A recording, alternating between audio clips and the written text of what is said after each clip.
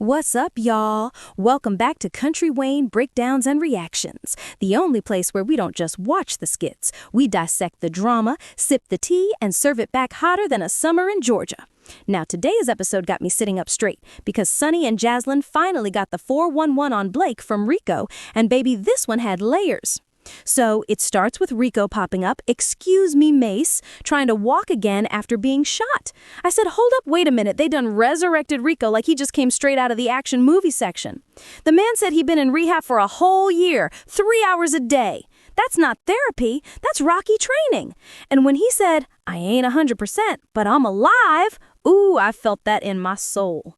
Joslyn gave him that, "Aw, you still fine" hug, and I was like, old flame still got sparks, I see it.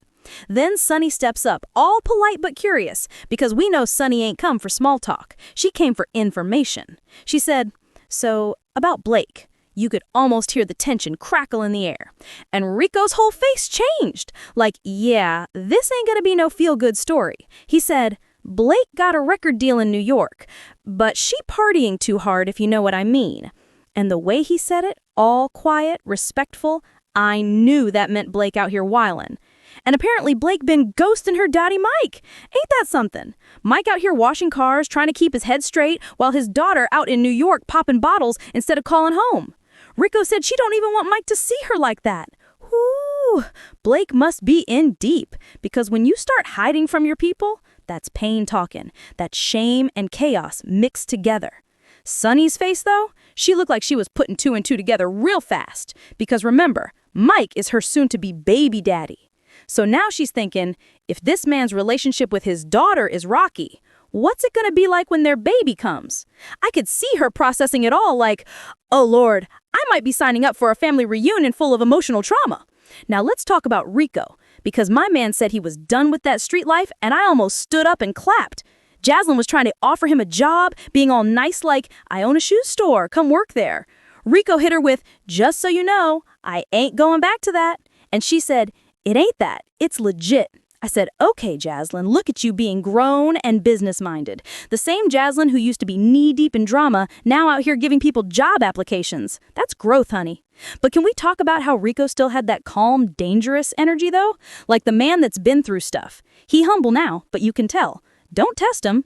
And Sunny clocked it, too.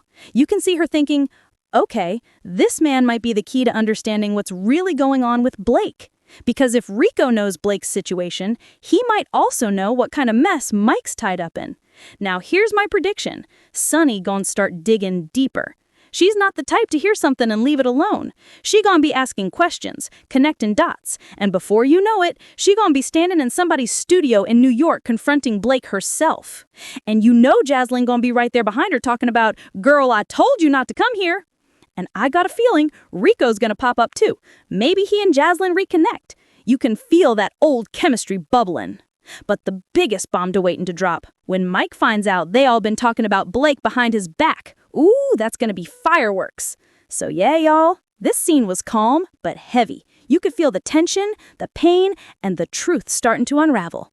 Blake's off the rails, Mike's heartbroken, Sunny's confused, and Rico is just trying to walk straight. In more ways than one. All right, that's my take. If y'all enjoyed this breakdown, hit that subscribe button, drop a comment if you think Sunny gon' actually meet Blake face to face, and stay tuned, because the drama in Wayne's world, it never sleeps.